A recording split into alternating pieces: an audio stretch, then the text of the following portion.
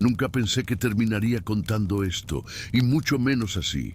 Pero hay recuerdos que no te dejan dormir, aunque hayan pasado años. No importa cuántas veces cierres los ojos. Ella sigue ahí, en el rincón de la habitación, con su hábito antiguo, el rostro incompleto, y ese susurro que nadie más escucha. Todo comenzó en un convento que ya no existe, o al menos eso es lo que quieren que creamos.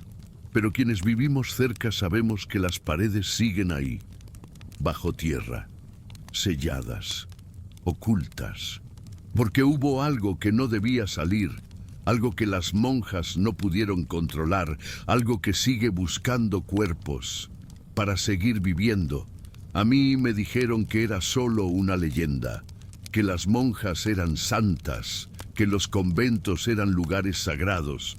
Pero nadie te explica qué pasa cuando lo sagrado se pudre, cuando las oraciones no alcanzan, cuando una de ellas se niega a morir y se queda observando a las niñas en silencio desde la penumbra. En esta serie de relatos no hay inventos, solo testimonios que llegaron a nuestras manos con marcas de sangre y silencio, voces que nadie quiso escuchar, vidas que cambiaron para siempre después de un simple cruce de mirada con una monja que ya no pertenecía a este mundo. Si decides seguir leyendo, hazlo con las luces encendidas. Pero te advierto, una vez que sepas lo que pasa en los conventos olvidados, no vas a poder cerrar los ojos sin imaginarla ahí, parada detrás de la puerta, observando, esperando y sonriendo con un rostro que nunca fue humano. Esta historia no es solo una recopilación de leyendas, no es una ficción que alguien escribió para asustarte antes de dormir. Lo que estás a punto de escuchar es un compendio de confesiones, memorias y susurros reales, entregados por personas que jamás volvieron a ser las mismas después de encontrarse con ellas. Las monjas que no rezan, las que no duermen, las que nunca se fueron. Muchos de estos testimonios fueron enviados desde pueblos remotos, donde aún quedan ruinas de antiguos conventos sellados con concreto y olvido. Otros llegaron desde ciudades modernas, donde detrás de los muros de colegios católicos todavía se oculta algo que nadie se atreve a nombrar. Algunas de estas voces pertenecen a quienes se atrevieron a mirar por la cerradura y vieron más de lo que la mente puede soportar. Antes de comenzar, quiero que me respondas algo. ¿Desde qué ciudad y país estás escuchando estas historias? Tu comentario no es solo una señal, es un faro, una forma de conectar con otros que también sienten que hay algo más allá de lo visible. Deja tu mensaje aquí abajo, porque aunque estemos separados por distancia, en esta oscuridad ya estamos unidos. Este canal es un espacio donde recopilamos relatos únicos, inquietantes y, sobre todo, reales. Aquí no dramatizamos lo que no necesita dramatización.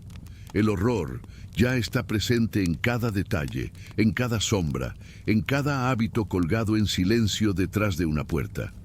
Si sientes esa presencia, no la ignores. Suscríbete, activa la campanita y acompáñanos en esta serie que no solo te contará historias, te dejará marcado por ellas. Relato 1. La hermana que nunca cerraba los ojos. La primera vez que escuché hablar de la hermana Clara fue por mi abuela. Nunca mencionaba su nombre directamente, pero bastaba con verla persignarse cada vez que pasábamos frente al antiguo convento para entender que algo allí había quedado sin resolver. Yo era apenas una niña curiosa, con esa ingenuidad temeraria que tienen los que aún no conocen el miedo real. Durante años, el edificio permaneció cerrado, envuelto en un silencio que ni el viento se atrevía a romper. Las monjas habían abandonado el lugar, pero los rumores seguían vivos. Alguien seguía rezando dentro, alguien que ya no necesitaba respirar. Recuerdo el día que decidí entrar, acompañada de mis primas. Era una tarde nublada de octubre, y la verja oxidada del patio trasero cedió con un leve empujón. Aún hoy me pregunto si fuimos nosotros quienes abrimos esa puerta, o si ya nos estaban esperando. El convento estaba cubierto de polvo y humedad. Las paredes susurraban oraciones secas, y el eco de nuestros pasos parecía responder con otros pasos que no eran nuestros. Mis primas comenzaron a bromear, tratando de disimular el miedo. Pero yo sentía algo más denso que el aire, una presencia que no podía ver, pero que se adhería a la piel como un velo mojado. Subimos al segundo piso, donde antiguamente se encontraban los dormitorios. Fue allí donde la vi por primera vez. Estaba de pie al fondo del pasillo, con su hábito grisáceo colgando como una sombra más. No se movía, no pestañeaba. Sus ojos, grandes y abiertos, no mostraban vida, pero tampoco muerte. Nos observaba con la misma intensidad que un cuervo antes de picar. Nadie más la vio ese día. Mis primas reían y corrían por el pasillo, pero yo supe que algo me había escogido. Durante semanas intenté convencerme de que había imaginado todo, pero desde aquel día, cada vez que cerraba los ojos, los suyos aparecían, abiertos, fijos, mirándome desde el interior de mi mente. Empecé a tener pesadillas, despertaba empapada en sudor, con la sensación de estar siendo observada. En más de una ocasión, mi madre entró a mi habitación alarmada por mis gritos. Yo no podía explicarle que había una monja que me visitaba por las noches, que se paraba en la esquina del cuarto y me observaba sin moverse. Un día, llevada por el pánico, fui a ver a la hermana Aurora, una de las pocas monjas que aún vivían en el pueblo. Le conté todo. Ella se puso pálida, más de lo normal, y me tomó de las manos con fuerza. ¿Te fijaste si cerraba los ojos al menos una vez?, me preguntó. Negué con la cabeza.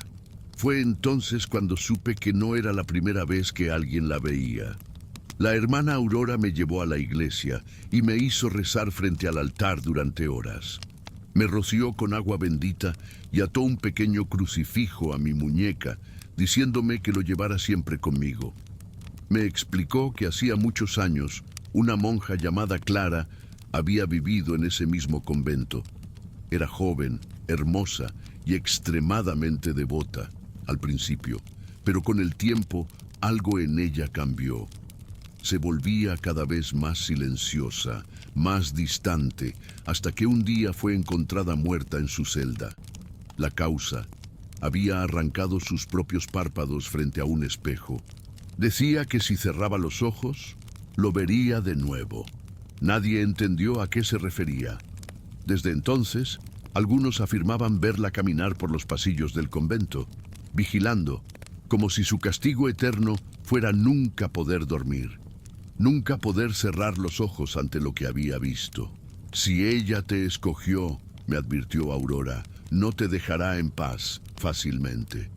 Mis padres decidieron mudarse poco tiempo después, sin saber lo que me perseguía. Yo no les conté nada. ¿Cómo explicar que una monja sin párpados me seguía desde las sombras? Me llevaron a otra ciudad, a una nueva escuela, a una nueva iglesia. Pensaron que el cambio me haría bien, que mis pesadillas cesarían. Pero la hermana Clara no se quedó atrás. A los pocos días comencé a ver señales, crucifijos caídos, velas que se encendían solas en el altar, vitrales rotos con formas que solo yo parecía reconocer. Una madrugada, desperté con un susurro en el oído. No había nadie en mi habitación, pero al mirar al espejo, noté que alguien había escrito con letras diminutas en el cristal empañado: «Estoy despierta, siempre». Grité tan fuerte que rompí vasos en la cocina. Pero lo peor fue que mi reflejo no parpadeaba. Los sacerdotes locales intentaron tranquilizarme. Me ofrecieron exorcismo, confesión, incluso psicólogos. Pero nadie comprendía que esto no era un simple trauma. Era una presencia real. Clara no necesitaba puertas para entrar. No necesitaba estar en el convento para seguirme. Ella me habitaba. Una noche decidí desafiarla. Tomé una vela y volví al convento abandonado ya con 17 años. Las ventanas estaban tapiadas, pero encontré una entrada por el antiguo confesionario. Todo estaba como lo recordaba, pero más oscuro. El pasillo donde la vi por primera vez seguía intacto. Caminé lentamente, mi corazón martillando las costillas. La vela titiló, y entonces la vi. Estaba de pie en el mismo lugar, más cerca, más clara, sin párpados, sin expresión. Sus ojos secos, casi cristalizados, me observaban con un odio mudo. Sonrió, y por primera vez habló. Ahora tú también vas a ver. La vela se apagó. La oscuridad me envolvió como una tumba abierta. Pero los ojos de Clara seguían brillando en la penumbra. No podía moverme. Sentía que mi cuerpo no me respondía, como si una fuerza me sujetara por dentro. Escuché cantos lejanos, coros en latín al revés, y un viento helado me envolvió.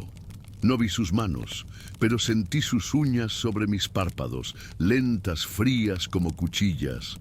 Si cierras los ojos no saldrás de aquí, susurró. Era eso, su condena, su legado. Una vez que la veías, no podías dejar de ver. Corrí, o al menos eso creo. No recuerdo cómo salí ni cuánto tiempo estuve allí. Solo sé que desperté en casa, con los ojos abiertos, ardiendo, y el crucifijo de Aurora quemado sobre mi muñeca. Desde entonces no puedo dormir. Cuando intento, ella aparece y me recuerda que aún no ha terminado conmigo.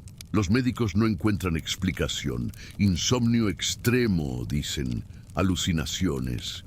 Me recetan pastillas que me dejan aún más vulnerable, porque cuando el cuerpo descansa pero la mente está atrapada, es cuando Clara se hace más real. A veces la veo sentada en la esquina del cuarto, otras veces en el reflejo de los cuchillos, de la televisión apagada, de los ojos de otras personas. Nunca parpadea, nunca sonríe. A veces susurra cosas que no entiendo, en una lengua antigua. He investigado. Hay documentos antiguos sobre una monja que perdió la razón tras practicar un ritual de visión perpetua. Al parecer, creía que los ojos eran portales y que cerrarlos era renunciar a verdad. Desde entonces, su condena es no poder dejar de ver. Y ahora yo también he comenzado a ver cosas que otros no ven. Entidades, sombras, puertas que se abren solas. Clara me dejó marcada. Y no sé cuánto más voy a soportar. Una noche decidí grabarme durmiendo. Quería entender qué pasaba mientras yo perdía el control. Instalé una cámara, apuntando directo a mi cama. Dormí por primera vez en semanas, gracias a un calmante muy fuerte. Al día siguiente, revisé el video. Durante horas no pasa nada, solo una chica durmiendo. Hasta las 3:33 am. Exactamente en ese minuto, la puerta se abre lentamente. No se ve a nadie. Pero la cámara comienza a desenfocar. Un par de ojos aparecen cerca del lente, muy cerca, tan cerca que casi puedo oler el polvo seco. Entonces, la imagen se corta. Fin del video. Revisé el archivo 1000 veces, intenté borrarlo, pero cada vez que apago el computador, vuelve a aparecer, solo con el título Estoy despierta. Hoy escribo esto como advertencia. Si algún día entras a un convento abandonado y ves a una monja de pie, en silencio, observándote, no intentes hablar con ella. No la mires a los ojos y, sobre todo, no pestañees. Porque si lo haces, puede que cuando los abras de nuevo estés viendo lo mismo que yo, o algo peor. He dejado esta historia registrada porque no sé cuánto más voy a aguantar. Hay momentos en que pierdo la noción del tiempo. Despierto en lugares que no reconozco, con los ojos irritados, con inscripciones en la piel que no recuerdo haber hecho. Clara está dentro de mí, o yo dentro de ella. Ya no hay diferencia. Y si tú has llegado hasta aquí leyendo todo esto, es porque quizás ella también te eligió. Antes de pasar al próximo relato, asegúrate de estar suscrito al canal y de haber activado la campanita. Tu presencia aquí no es casual, y cada historia compartida fortalece esta comunidad de almas inquietas. Ahora respira profundo, porque lo que viene también deja marcas. Relato 2. La monja del cuadro roto. Cuando tenía 11 años, mi madre fue contratada como cocinera en un internado religioso ubicado en las afueras de Morelia. Era un lugar apartado, rodeado de árboles, silencio y un aire tan quieto que parecía suspendido en otro tiempo. Como no tenía con quién dejarme, la hermana Rosario, encargada del lugar, permitió que yo me quedara en uno de los cuartos auxiliares mientras mi madre trabajaba. El convento era imponente, con pasillos largos, techos altos y paredes adornadas con retratos antiguos de monjas que parecían observar cada movimiento. Desde el primer día hubo uno de esos cuadros que me llamó la atención. Estaba colgado al final del corredor principal, justo al lado del oratorio. A diferencia de los demás, su cristal estaba roto y la imagen de la monja estaba parcialmente rasgada. Sus ojos eran 2 manchas oscuras, pero aún así sentí que me seguían cada vez que pasaba frente a él. Una tarde, mientras jugaba sola con una pelota de trapo, esta rodó hasta detenerse justo debajo del cuadro roto. Al agacharme para recogerla, escuché un crujido como si el marco hubiera temblado. Al mirar hacia arriba, el cuadro parecía el mismo, pero juraría que la sonrisa de la monja era más amplia que antes. Me alejé con rapidez, tratando de convencerme de que era mi imaginación. Pero esa noche, mientras cenábamos en la pequeña cocina del convento, le pregunté a mi madre quién era la monja del retrato roto. Su rostro cambió. Bajó la voz y dijo que nadie debía hablar de ella.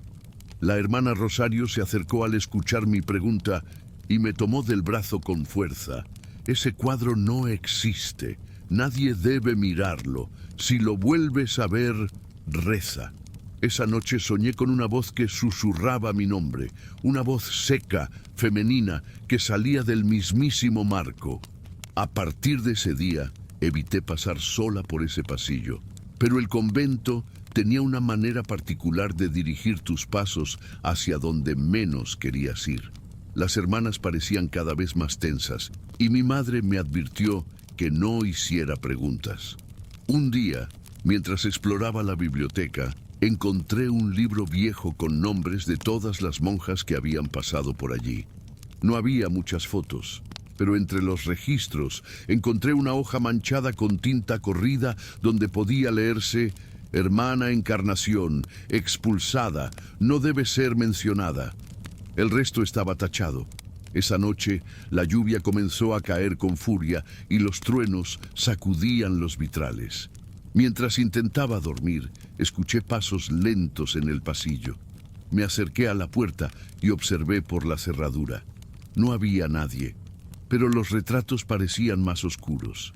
Y en el reflejo del vidrio roto, vi un rostro detrás del mío, el de ella.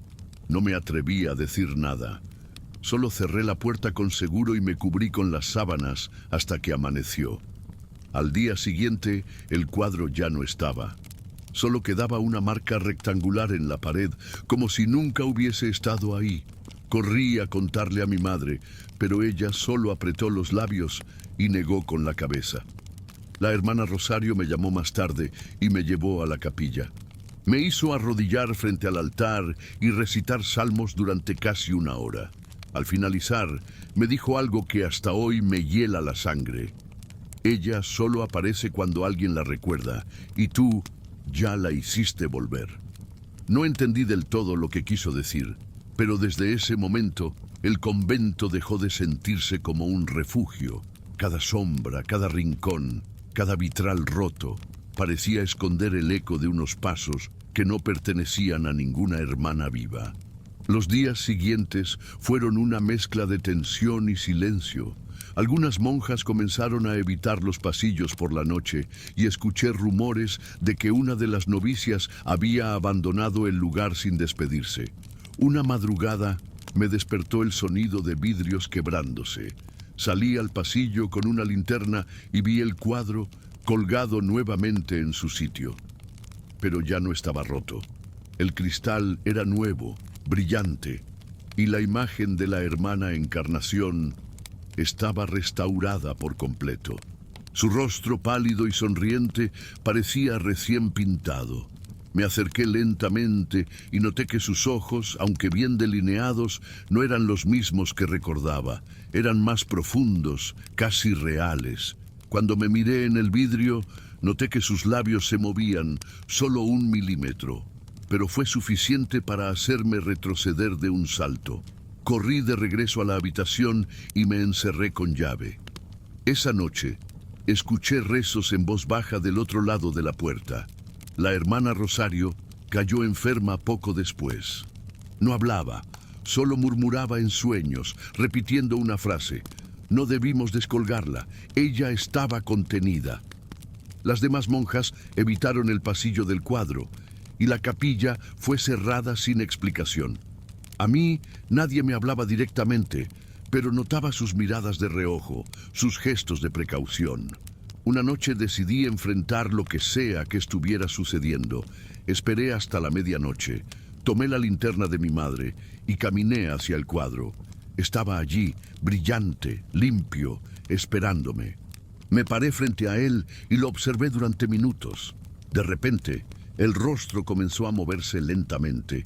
La sonrisa se abrió más y más, hasta que la boca no parecía humana. Un aliento helado salió del vidrio, empañando mi linterna. Y entonces lo escuché. Un grito agudo en el interior de mi cabeza, como si cientos de voces rezaran al revés. Caí al suelo. Cuando desperté, tenía sangre en las manos. Me encontraron desmayada al pie del retrato, con el cristal hecho pedazos a mi alrededor. Nadie explicó cómo volvió a romperse, ni por qué estaba ahí si se había retirado días antes. Las monjas lo envolvieron en sábanas y lo guardaron en un cuarto bajo llave. Pero ya era tarde. Esa noche soñé con un pasillo interminable, cubierto de retratos. Todos iguales, todos mostrando a la misma monja y al fondo un espejo. Me acerqué al espejo y vi que mi rostro tenía su sonrisa. Intenté gritar, pero mi boca no respondía, solo sonreía. Desperté llorando y mi madre decidió que no podía quedarme allí más tiempo. Al día siguiente empacamos nuestras cosas. Mientras salíamos, una de las hermanas me susurró algo al oído. Ella te marcó, no la busques más. Pero no hacía falta buscarla, porque desde entonces, cada espejo que cruzo me devuelve un rostro que ya no siento mío. Regresamos a casa de mis abuelos en otro pueblo, donde mi madre consiguió trabajo en una panadería. Pero la paz no llegó. Las pesadillas continuaron. Hay veces, en medio de la noche, los cuadros de la casa aparecían torcidos y los espejos, cubiertos de vaho, tenían frases escritas con dedos invisibles. Déjame entrar, estoy esperando, no cierres los ojos.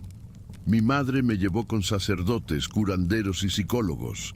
Nadie pudo ayudarme. Una tarde, al regresar del colegio, encontré la figura de una monja dibujada en la ventana de mi cuarto. No estaba pintada, estaba hecha con moho, como si el aire mismo la hubiese esculpido allí. Comencé a notar cosas que antes no veía.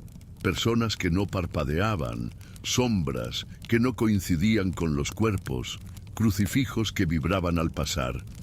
Entendí que algo se había quedado conmigo, algo que no pertenece a este mundo y que se alimenta de mi reflejo. Hace poco decidí buscar información. Encontré documentos sobre una orden de monjas expulsada por herejía en 1904, acusadas de practicar cultos ocultos mezclados con la fe cristiana. Una de ellas, Encarnación del Silencio, fue señalada como la líder de los ritos. Se decía que podía entrar en las mentes de los fieles a través de símbolos e imágenes sagradas. Fue excomulgada y encerrada en una celda sin ventanas. Murió allí, devorando sus propios dedos. Pero antes de morir, pintó su autorretrato en un lienzo con su sangre, prometiendo regresar por los ojos de quien la mirara con atención. Ese cuadro fue colgado en el convento como advertencia, no como homenaje. Pero alguien lo restauró y con ello la dejó salir.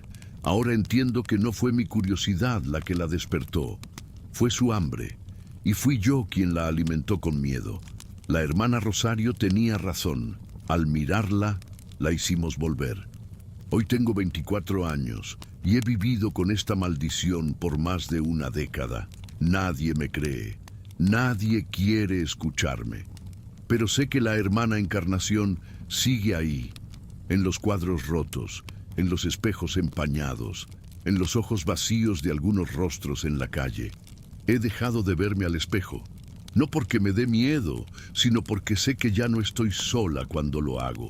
Esta historia no es un relato cualquiera, es un testimonio. Si alguna vez visitas un convento y ves un cuadro dañado, no lo observes. No intentes repararlo, no preguntes por la monja sin rostro, porque si logras verla completa, si te devuelve la mirada, será demasiado tarde. Ella ya habrá entrado en ti, y entonces cada vez que sonrías, no sabrás si es tuya o de ella. Si llegaste hasta aquí, es porque algo dentro de ti busca respuestas que el mundo no puede dar. No olvides suscribirte, dejar tu comentario y activar la campanita. Así no te perderás el próximo susurro en la oscuridad. Sigamos. Relato 3. El refectorio que nunca se vacía. El convento de San Ezequiel fue cerrado en 1959 tras un incendio que destruyó la capilla principal. Desde entonces se decía que el lugar estaba maldito. Sin embargo, hace 5 años fue reabierto como albergue espiritual para mujeres en retiro. Mi tía, una devota viuda que buscaba paz tras la muerte de su esposo, fue una de las primeras en inscribirse para un retiro de 3 semanas. Lo que experimentó allí, lo que me contó meses después con lágrimas y temblores, cambió todo lo que yo pensaba sobre la fe. Según ella, todo comenzó con una curiosidad inocente. ¿Por qué había un comedor oculto al fondo del convento? Las monjas nunca lo usaban. Se reunían en otro espacio más moderno, con luz eléctrica y mesas comunes, pero aquel refectorio antiguo parecía congelado en el tiempo. Cubiertos aún puestos, copas de cristal llenas de polvo, y algo más, algo que respiraba allí dentro, aún en el silencio. Una tarde, mientras paseaba sola por los pasillos, mi tía sintió una corriente de aire frío y notó que la puerta del refectorio estaba entreabierta. Nadie se acercaba a esa ala del convento. Lo sabía porque lo había intentado antes, y siempre estaba cerrada con llave.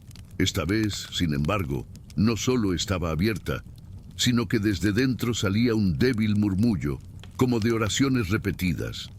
Empujó la puerta con cuidado y se asomó. Las mesas estaban puestas, candelabros apagados, vajilla antigua. Pero lo más inquietante fue que, en la cabecera de la mesa principal, había una figura sentada. Una monja con el hábito antiguo, rostro oculto bajo el velo y las manos cruzadas como en oración. Mi tía no se atrevió a entrar, cerró la puerta lentamente y se alejó. Al día siguiente, cuando preguntó sobre el refectorio, la hermana superiora solo dijo: «Esa sala está cerrada desde hace décadas. Nadie entra allí». Durante los días siguientes, la puerta permaneció cerrada. Pero mi tía no podía dejar de pensar en la figura sentada. ¿Por qué estaba allí? ¿Era alguien real o una escultura?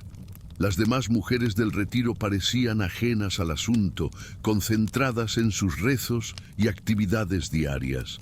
Una noche, sin embargo, fue despertada por un sonido. Alguien caminaba descalzo por el pasillo. Eran pasos arrastrados, lentos. Miró por la mirilla de su cuarto y no vio a nadie. Pero algo la hizo abrir la puerta. Al fondo del pasillo, la luz titilante de un candelabro parecía flotar, y tras ella, un murmullo. Siguió el sonido hasta el refectorio. La puerta, una vez más, entreabierta. Esta vez no dudó. Entró. Las velas estaban encendidas y todas las sillas ocupadas, monjas sentadas, con el rostro cubierto, murmurando oraciones sin lengua, pero ninguna respiraba. Y todas giraron la cabeza hacia ella al mismo tiempo. El miedo la paralizó. No podía moverse. Las figuras la observaban, pero sin rostro. Solo túnicas, solo sombras. En la cabecera de la mesa, la misma figura que había visto antes se puso lentamente de pie, y entonces habló. Su voz era vieja, reseca, como arrastrada por siglos de polvo. Has venido sin ser llamada. Mi tía quiso retroceder, pero la puerta se cerró sola detrás de ella. El murmullo creció. Las demás figuras comenzaron a entonar un cántico que helaba los huesos. La líder extendió la mano y señaló la única silla vacía al lado suyo. Te falta fe, te falta silencio. En ese momento una fuerza invisible empujó a mi tía hacia la silla. Se sentó. Las demás monjas la rodearon y comenzó una cena sin comida. Solo gestos, solo oración, solo ojos ciegos fijos sobre ella. A la mañana siguiente despertó en su cama, con la túnica puesta. Nadie le creyó cuando lo contó. La hermana superiora negó rotundamente que hubiera entrado en esa sala. Dijo que era imposible, que la puerta seguía sellada, que estaba bajo llave. Pero mi tía conservaba la túnica. La había escondido debajo del colchón. Al sacarla, la encontró cubierta de tierra seca y cera derretida. A partir de ese día, comenzó a cambiar. Ya no comía. No hablaba con nadie, solo caminaba en círculos en el patio interior, rezando en voz baja, siempre con los ojos cerrados. Las demás mujeres empezaron a evitarla. Una noche, desapareció. La buscaron por todo el convento sin éxito. Fue encontrada al día siguiente, durmiendo sentada en la cabecera de la mesa del refectorio, con las demás sillas ocupadas otra vez. La sala había sido sellada nuevamente, y cuando la abrieron, todo estaba cubierto de polvo.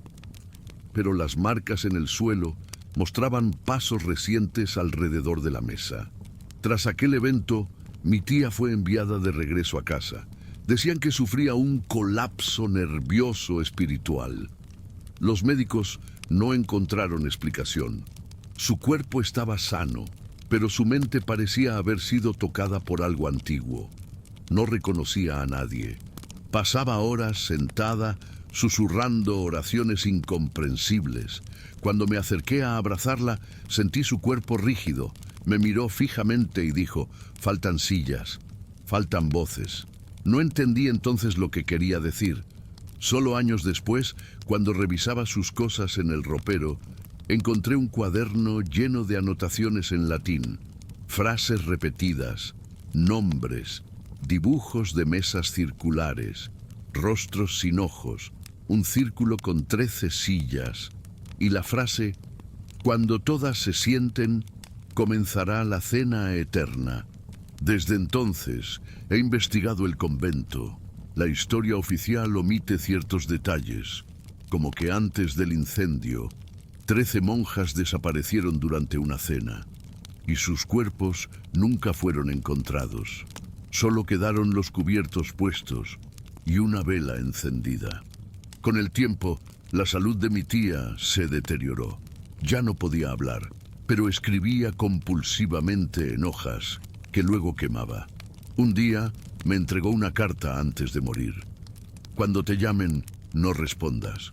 Cuando te inviten, no entres. Y si ves el refectorio, corre. Después de su entierro, recibí una carta anónima invitándome a un nuevo retiro espiritual. El nombre del lugar, San Ezequiel, albergue para mujeres en renovación de fe. El mismo convento, la misma dirección. Llamé al número indicado y una voz femenina respondió con acento antiguo. Tenemos tu nombre en la lista. No volví a llamar, pero desde entonces han llegado más cartas, algunas sin remitente, otras con fotografías borrosas del convento. Una incluso incluía una imagen del comedor, con todas las sillas vacías, menos una, la de la cabecera, donde estaba sentada una figura que me pareció familiar, el rostro de mi tía, sonriendo. Ahora entiendo que aquel comedor no era solo una sala olvidada, era un portal, un umbral sellado con rituales antiguos, donde cada silla representa un voto eterno de silencio. Aquellas monjas no estaban muertas, estaban atrapadas, presas de una misa perpetua, una cena sin alimento, un rezo que no tiene fin. Y quienes las observan, quienes se sientan, aunque sea una vez, se convierten en parte de ese círculo. La fe mal dirigida, la obsesión por el silencio, el castigo autoimpuesto por pecados ocultos, todo eso se concentra en el refectorio, un eco de culpa acumulada. Mi tía fue la siguiente. Y ahora buscan nuevas voces, nuevas sillas. He soñado con la sala más de una vez, y cada vez hay una silla menos vacía. Una noche escuché pasos en mi casa. Bajé corriendo. En el comedor la mesa estaba servida, 13 cubiertos, y en mi silla una túnica doblada cuidadosamente. Quemé la túnica, cambié de ciudad, rompí todo contacto con el pasado, pero nada detiene la llamada. Cada vez que escucho una campana, siento que algo despierta dentro de mí. Algunas noches siento que me levanto dormida y rezo en otro idioma. Mis espejos se empañan con frases como «Toma tu lugar». Las fotos de mi tía que conservo en una caja se han deteriorado, excepto una, la que la muestra frente a una mesa, con figuras borrosas a su alrededor. Su rostro sonriente, pero sus ojos vacíos. He consultado a curas, exorcistas, incluso historiadores. Todos niegan la existencia de algo así, pero sé lo que vi, sé lo que mi tía vivió, y sé que hay un refectorio oculto en algún convento olvidado, donde el tiempo no pasa y la misa nunca termina. Solo esperan a que alguien más abra la puerta y se siente, aunque sea por última vez. Si has llegado hasta aquí, no lo ignores. Hay lugares que no deben buscarse, puertas que nunca deben abrirse. Pero si alguna vez sientes curiosidad por un ala olvidada de un convento, si ves una sala silenciosa con cubiertos puestos, no entres, porque puede que las sillas estén vacías, puede que no veas a nadie, pero te estarán esperando, y si te sientas, aunque sea un segundo, ya no volverás a salir. Mi tía no murió. Su cuerpo se apagó, sí, pero su alma está en la mesa, en la oración que repiten sin cesar, en el coro de voces sin boca, en la próxima vela que se encienda sola. Y si una noche escuchas una invitación disfrazada de oración, recuerda estas palabras: no respondas, porque el refectorio nunca se vacía, y siempre, siempre hay espacio para una más. Solo una pausa, para recordarte que tu apoyo es lo que mantiene vivo este espacio. Suscríbete, activa la campanita y cuéntanos desde qué ciudad y país estás escuchando. Ahora, apaga las luces otra vez. La siguiente historia ya está llamando. Relato 4. Donde lloran las novicias. Mi prima Leticia ingresó al convento de Nuestra Señora de las Lágrimas cuando tenía 17 años. Lo hizo tras una fuerte crisis familiar, buscando refugio y silencio. Era un convento de formación ubicado en las montañas, alejado de la ciudad, donde jóvenes aspirantes eran preparadas durante meses para tomar sus votos. Desde el principio, algo me incomodó del nombre. ¿Por qué un lugar dedicado a la devoción cristiana tenía un nombre tan sombrío? Porque aquí las novicias aprenden a llorar sus pecados, me respondió Leticia con una sonrisa extraña en una de sus cartas. Pero con el tiempo, las cartas dejaron de llegar. Por semanas, mi familia no recibió noticias suyas, hasta que un sobre sellado llegó por correo, sin remitente. Dentro había una carta escrita con letra temblorosa y una frase al final: yo no escribí esto. Enseguida, mis padres decidieron buscarla. Lo que descubrimos allí nunca dejó de perseguirme. Viajamos hasta el convento sin previo aviso. Estaba rodeado de neblina y con una fachada desgastada por el tiempo. Las campanas no sonaban y las ventanas parecían observarnos más que permitir la entrada de luz.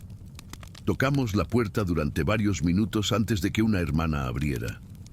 Su rostro era inexpresivo, la piel tan pálida como la cera y los ojos demasiado quietos. Preguntamos por Leticia y tras una pausa respondió: aquí no hay ninguna Leticia. Mi madre mostró una foto de mi prima. La hermana volvió a repetir la misma frase, esta vez con los labios casi sin moverse. Nos dijeron que solo aceptaban visitas con autorización del obispo. Pero mientras nos retirábamos, una joven apareció por una ventana en el segundo piso. Tenía el rostro cubierto por un velo, pero por un instante juraría que vi los ojos de Leticia. Estaba llorando, pero sus lágrimas eran negras, como tinta. Regresamos a casa con una mezcla de rabia y terror. En los días siguientes, mis padres intentaron comunicarse con la diócesis. Las respuestas fueron evasivas. Nos dijeron que no había constancia de que Leticia estuviera en ese convento. Pero yo sabía que algo iba muy mal. Comencé a investigar. Encontré un foro abandonado en internet donde antiguas novicias del lugar compartían experiencias inquietantes. Voces en los muros, rezos a medianoche que no venían de la capilla, figuras de rodillas en las esquinas que desaparecían al ser vistas. Una de ellas, bajo el seudónimo Novicia 33, escribió: si lloras mucho, te elige. Si no lloras, te enseña. Las publicaciones cesaron abruptamente en 2016. Decidí hacer lo impensable. Falsifiqué una solicitud de ingreso al convento con un nombre diferente y me presenté como aspirante. No dije que buscaba a Leticia, solo quería entrar. Solo quería saber qué había allí dentro y sobrevivir para contarlo. El interior del convento era aún más opresivo que por fuera. Las paredes estaban cubiertas con cuadros de vírgenes llorando, todas con los ojos ennegrecidos por lo que parecía hollín. Las demás novicias no hablaban. Caminaban en fila, cabizbajas, repitiendo oraciones que cambiaban cada día en un idioma que parecía latín, pero no era.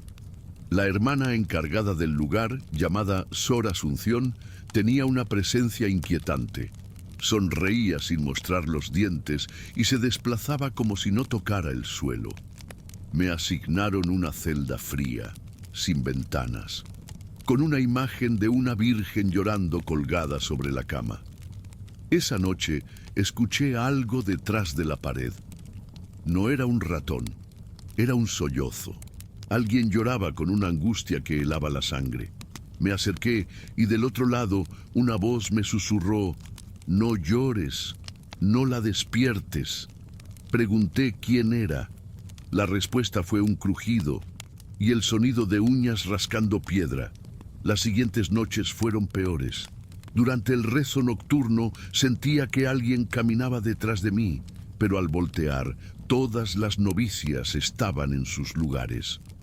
Una madrugada desperté empapada en sudor, con la sensación de estar siendo observada. En el rincón de la celda vi una figura de rodillas, tapada con un velo oscuro. Sollozaba. Sus hombros se sacudían, pero no emitía sonido alguno. Me levanté lentamente, pensando que era una de las hermanas. Cuando me acerqué, levantó la cabeza. No tenía rostro, solo un agujero en lugar de los ojos, de donde caían hilos negros como aceite. Retrocedí gritando. La figura desapareció ante mis ojos, pero las lágrimas negras quedaron en el suelo. Sor Asunción me encontró temblando. Me dijo: no deberías ver esas cosas todavía. Me llevó de vuelta a la celda, me dio una infusión amarga y me ordenó dormir. Esa noche soñé con Leticia. En el sueño, Leticia estaba sentada frente al altar, envuelta en vendas. Su rostro estaba cubierto y de sus ojos caían lágrimas oscuras que formaban un charco a sus pies. Alrededor, otras novicias repetían en coro: sus lágrimas son la ofrenda, su pena, el alimento. Cuando desperté, tenía los ojos hinchados y una mancha negra en la palma de la mano. Intenté lavarla, pero no desaparecía. Al día siguiente, durante la hora de silencio, escapé por un pasillo lateral que había notado anteriormente. Llegué a una puerta pequeña detrás de la cocina. Al empujarla, encontré una habitación cubierta de espejos. Cada espejo mostraba el reflejo de una joven diferente, todas llorando. En el centro, una silla con correas, y sobre ella, un rosario cuyas cuentas parecían hechas de dientes. Escapé de la sala y me encerré en mi celda. Esa noche, la figura sin rostro volvió. Esta vez me ofreció una vela apagada y dijo: ya casi eres una de nosotras. Decidí escapar. Al amanecer, fui hasta el despacho de Sor Asunción y forcé la cerradura. Buscaba algún registro, alguna lista de ingreso. Encontré un libro encuadernado en cuero, con nombres escritos a mano, fechas y símbolos. Vi el nombre de Leticia, su fecha de ingreso. Pero en lugar de una fecha de salida, había una palabra escrita en tinta roja: disuelta. Seguí buscando y encontré una fotografía antigua. En ella, un grupo de novicias posaba frente a una estatua de la Virgen de las Lágrimas. En el centro estaba Leticia, pero su rostro estaba raspado, borrado por completo. Guardé el libro y salí corriendo por el pasillo. Las campanas comenzaron a sonar con violencia. Las demás novicias salieron de sus celdas, caminando en fila hacia la capilla. Me escondí detrás de un biombo. Allí vi algo que me perseguirá por siempre. Leticia, arrodillada frente a la estatua, con los ojos completamente vacíos, cantando sin voz. Escapé esa misma noche. Corrí sin mirar atrás. Crucé los portones del convento y no paré hasta llegar al pueblo más cercano. Presenté una denuncia, pero nadie me creyó. Dijeron que ese convento llevaba cerrado por años, que lo que había visto era producto de mi estrés. Pero tengo pruebas, la mancha en mi mano que aún permanece, el libro que robé y una carta escrita con la letra de Leticia, pero firmada como Sor Dolorosa. Intenté volver meses después. El camino estaba cubierto de maleza. Las paredes del convento estaban derrumbadas, como si hubieran sido atacadas por dentro. Solo quedaba en pie la estatua de la Virgen, sin rostro, y a sus pies, velas negras encendidas. Desde entonces he tenido visiones. Siento sollozos detrás de los muros. Veo figuras arrodilladas donde no hay nadie. Y en cada espejo, Leticia con su velo, observando en silencio, llorando lágrimas que no parecen humanas. Hoy, años después, aún recibo cartas, algunas sin remitente, otras con oraciones distorsionadas. Una de ellas llegó sellada con cera negra. Dentro, una sola frase: disueltas, pero eternas. He soñado que regreso al convento, que me siento frente a la estatua, que Leticia me toma de la mano y me ofrece una vela apagada. Sé que me están llamando, que la orden de las que lloran no olvida, y que una vez que lloras por ellas, te vuelves parte del rezo. He intentado advertir a otros, pero nadie quiere escuchar. Esta historia no es para entretener, es para advertir. Si alguna vez alguien te habla de la Virgen de las Lágrimas, si encuentras una imagen con ojos negros, si sueñas con una vela apagada, corre, no reces, no respondas, porque cuando te eligen ya no hay regreso, solo lágrimas, lágrimas que no te pertenecen, lágrimas que no dejan de caer. No sé si Leticia sigue viva, no sé si yo lo estoy. Desde aquella noche, siento que algo en mí se quebró. Ya no puedo llorar. Mis ojos arden, pero no salen lágrimas, como si alguien más estuviera llorando por mí, en otro lugar, en ese convento, en esa capilla, en ese altar donde el dolor es oración y el silencio es castigo. Si alguna vez encuentras una cruz marcada con lágrimas negras, no la toques. Si escuchas sollozos en una habitación vacía, no respondas. Y si ves a una joven de velo oscuro parada frente a ti, extendiéndote una vela, no la tomes, porque donde lloran las novicias, la fe no salva, solo consume, solo arrastra y nunca, nunca perdona. ¿Estás aún con nosotros? Entonces suscríbete, activa la campanita y déjanos un comentario, porque cada relato que escuchas también te escucha a ti. Y ahora prepárate, lo que viene tal vez no te deje dormir esta noche. Relato 5. El último silencio de Sor Elena. El monasterio de Santa Lucía fue conocido durante décadas como un lugar de recogimiento para monjas de clausura. Nadie entraba, nadie salía. Solo se escuchaban los cantos, puntuales como relojes, saliendo por las rendijas del muro de piedra que rodeaba todo el terreno. En 1994, una tormenta derrumbó parte del muro trasero y con ello, por primera vez, el pueblo supo que algo no andaba bien allí dentro. Fueron días de confusión, llamadas al obispado, ambulancias entrando al recinto. Nunca se dio una explicación pública. Solo una frase apareció publicada en un periódico local. Una hermana no respondió al llamado. Años después, mientras trabajaba como enfermero en un hospital geriátrico, conocí a una mujer que decía haber estado allí. Su nombre, Elena de la Cruz. Siempre vestida de blanco, cabello recogido, mirada extraviada. No hablaba, hasta que una noche me tomó del brazo y susurró: ¿Tú también puedes oír los cantos que vienen del sótano? Intrigado, comencé a investigar su historial. No había familia registrada. Había sido internada tras un episodio de pánico severo en una iglesia. La monja que la acompañó en su ingreso dejó escrito en el expediente: ha roto su voto. Que Dios la proteja. A partir de esa noche, Sor Elena comenzó a hablar. No a todos, solo a mí. Con voz ronca, fragmentada, como si las palabras le dolieran. Me dijo que había pertenecido al monasterio por más de 40 años, que en su juventud el lugar era puro, lleno de luz, pero que con los años algo se infiltró en los cantos, una disonancia, un murmullo que no pertenecía a ninguna salmodia conocida. Aseguraba que cada vez que cantaban, una nota falsa abría una puerta y algo miraba desde el otro lado. Yo no entendía, pensaba que eran delirios, hasta que empezó a cantar, y al hacerlo, las luces del pasillo parpadearon. Esa nota, esa única nota equivocada, no es nuestra, decía. Me mostró un cuaderno con partituras modificadas. En medio de líneas perfectamente trazadas, aparecían símbolos que no eran musicales. Eran marcas circulares, como ojos cerrados. Según ella, en una ocasión, una hermana nueva desafinó por error durante el canto de vísperas. Esa misma noche desapareció. Nadie habló de ello. Las demás solo siguieron rezando, pero los cantos se volvieron más oscuros, más densos.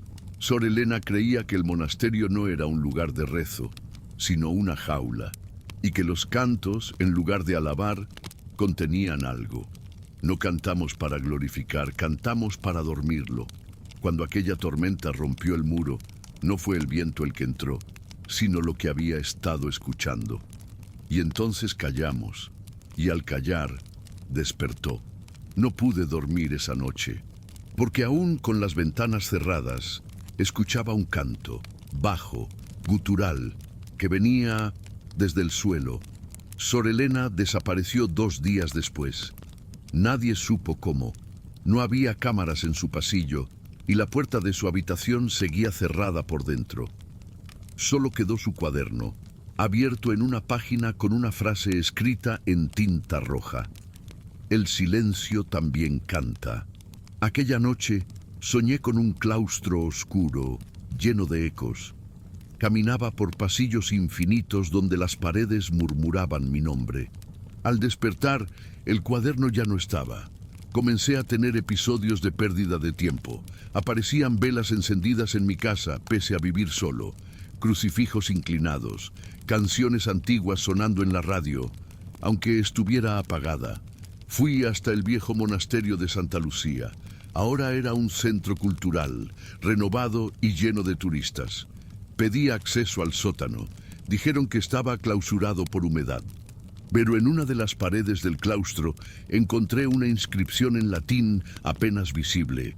Vigila el canto, vigila el silencio. Y entonces lo entendí. Ella no se había ido, me había dejado la voz. Volví varias veces al monasterio, siempre fingiendo ser guía, investigador o historiador. Cada vez que me acercaba al sótano clausurado, sentía un zumbido en el oído izquierdo, como una nota sostenida que no pertenecía al lugar. Decidí colar una pequeña grabadora a través de una rejilla. Al escuchar la grabación, me paralicé. No era un sonido común. Era un canto coral, de voces femeninas, todas afinadas, todas, menos una voz más grave, más lenta, que arrastraba las sílabas como si masticara cada palabra. Esa voz desentonaba. Esa voz marcaba el pulso. Consulté a expertos en sonido. Dijeron que no había nada en el archivo, solo silencio. Pero yo lo oía, claramente, y una de las voces era la de Sor Elena. Imposible. Su ficha decía que había muerto semanas antes. Pero si estaba muerta, ¿por qué seguía cantando? ¿Y quién era la voz que la seguía, siempre un semitono más abajo? Intenté alejarme del tema, pero el canto comenzó a seguirme. Lo escuchaba en los ascensores, en los tubos del agua, en la respiración de los pacientes sedados. Fui despedido por insubordinación. Nadie entendía lo que pasaba, ni yo mismo. Desesperado, volví al hospital y busqué el lugar donde Sor Elena pasaba sus noches. Detrás del armario encontré algo que me heló la sangre. Un pequeño altar hecho con partituras, velas negras y un relicario. Dentro del relicario, un trozo de tela con una nota enrollada. Si el silencio canta, cierra tus oídos. Consulté a un sacerdote. Al ver el relicario, su rostro empalideció. Dijo que era un símbolo antiguo, usado para sellar encantamientos de sonido. Lo usaban en abadías antiguas que custodiaban Biblias cantadas y secretos encerrados en melodías. Me recomendó rezar, pero yo ya no podía. Cada vez que lo intentaba, el canto comenzaba dentro de mi boca y no era mi voz. Volví una última vez al monasterio, decidido a entrar al sótano. Logré acceso a través de una escalera de mantenimiento, guiado por la vibración que sentía en mis huesos. Al llegar a la puerta clausurada, esta ya estaba abierta. Un pasillo húmedo me llevó a una sala circular. Velas encendidas, bancos en ruinas, y en el centro, un coro. Mujeres vestidas con hábitos antiguos, todas de espaldas. Cantaban, sus voces eran perfectas, una sinfonía de lo eterno, pero en medio de ellas, una figura se giró. Era Sor Elena. Sonreía, pero sus labios estaban cosidos. Aún así, cantaba. Su voz surgía desde su pecho, no desde su boca. Me hizo un gesto para que me acercara. Lo hice. Cuando estuve frente a ella, colocó una mano sobre mi pecho y sentí como algo entraba en mí. Una nota, un eco. Desde entonces, cuando todo se silencia, la melodía comienza. Huyó del lugar como un loco. Nadie me creyó. El sótano fue sellado definitivamente, pero a mí ya no me importa, porque ya no necesito pruebas. Cada noche, antes de dormir, escucho el canto formarse lentamente detrás del silencio. Y si me concentro, puedo oír la nota errada, la voz que no debería estar allí, la que guía a las demás. He perdido la voz, literalmente. Los médicos no entienden por qué mis cuerdas vocales están sanas, pero no puedo emitir sonido alguno. Cada intento se convierte en un susurro de melodía antigua. Me alimento poco, no duermo, porque cada vez que cierro los ojos me veo en ese coro, en medio de aquellas mujeres, de espaldas, cantando, y siento que mi lugar está allí, que alguien más está ocupando mi cuerpo, mientras yo permanezco en ese círculo sin fin, cantando una nota que no me pertenece. He comenzado a escribir esta historia porque sé que no queda mucho.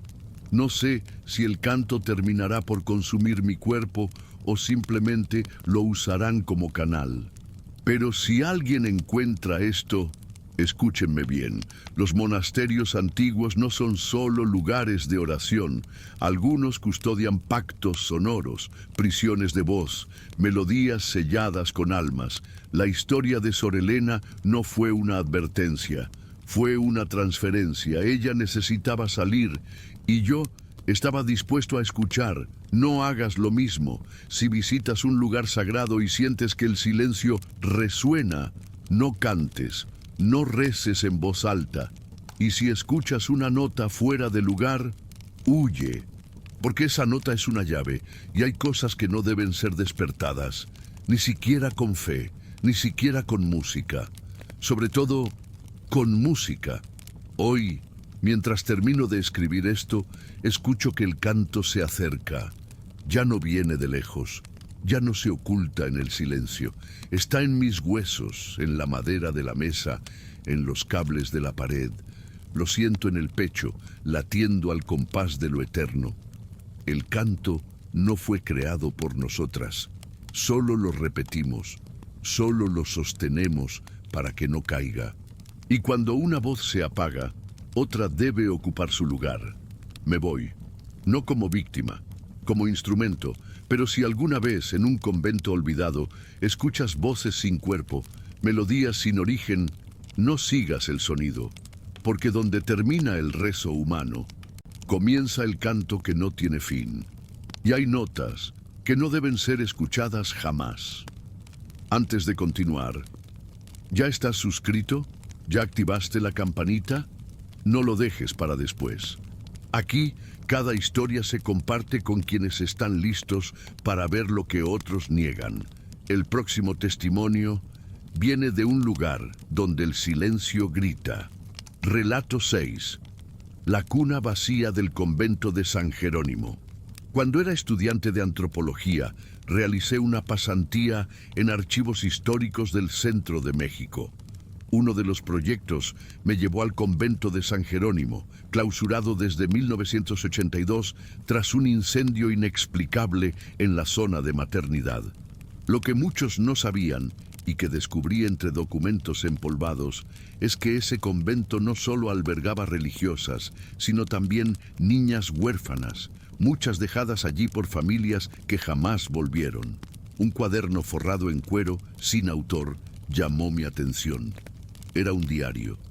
Las primeras páginas describían la rutina de las hermanas, pero conforme avanzaba, las frases se distorsionaban. La autora comenzaba a oír llantos por la noche, llantos de bebés que no estaban registrados en el convento, llantos que salían de la habitación sellada tras la capilla, la antigua maternidad. La última página estaba escrita con una sola frase, repetida hasta llenar la hoja. No está vacía, nunca estuvo vacía. Decidí visitar el convento personalmente. Aunque clausurado, el edificio aún pertenecía a la diócesis local, que permitía el ingreso a investigadores registrados. La estructura exterior estaba deteriorada, con muros agrietados y vidrios rotos. Pero por dentro, el aire estaba estancado, como si nada hubiera respirado allí por años. Caminé con linterna en mano hasta la antigua capilla. El silencio era absoluto, pero al entrar en el pasillo que conducía a la maternidad, sentí una brisa helada y un suave quejido. Me detuve. Nadie debía estar allí. La puerta al fondo tenía un crucifijo clavado y marcas de cera negra alrededor del marco. Empujé lentamente. El cuarto estaba cubierto por polvo y telarañas, pero al fondo una cuna de hierro se mecía sola. No había viento, no había corriente, solo esa cuna. Me acerqué. Estaba vacía, pero al mirar dentro vi marcas, pequeñas huellas, como si un bebé hubiese estado allí. No dije nada a mis supervisores. Pensé que el cansancio me estaba jugando una mala pasada, pero regresé al día siguiente. Esta vez la cuna ya no estaba vacía. Un bulto de mantas reposaba en su interior. Me acerqué temblando. Las mantas estaban húmedas, como si algo hubiese llorado durante horas, pero no había nadie. En el suelo, a los pies de la cuna, una muñeca antigua, de porcelana, con un ojo roto y manchas rojas en el vestido. La tomé por impulso y al hacerlo, escuché un grito, agudo, lejano, como si hubiera atravesado muros. Corrí fuera de la habitación, pero mientras lo hacía, algo me arañó la espalda. No vi a nadie, no sentí manos, solo el ardor y el olor a leche agria. Esa noche, soñé con el pasillo de la maternidad lleno de cunas, todas ocupadas, pero ninguna con un rostro humano. Eran muñecos. Todos respiraban. Mis compañeros notaron mi cambio. Yo ya no dormía. Evitaba los espejos.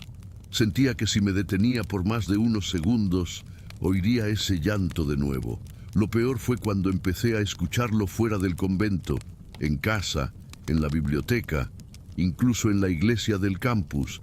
Al principio pensé que era estrés, hasta que una noche, al revisar la grabadora de voz que usábamos en las visitas, encontré un archivo nuevo. No lo había grabado yo. Al reproducirlo, solo se escuchaba un susurro. Mamá. Revisé la grabación en loop, buscando errores digitales. No lo sabía. El archivo tenía fecha y hora, 3:33 AM, el momento exacto en que yo había despertado de una pesadilla con una monja que me entregaba un bebé sin cara. Mostré la grabación a una profesora. Al escucharla, palideció. Me dijo que años atrás, una novicia desapareció tras una experiencia similar. Solo dejó una nota. No lo devuelvas. Volví una última vez al convento. Esta vez, solo. Entré directo a la maternidad. La cuna seguía allí.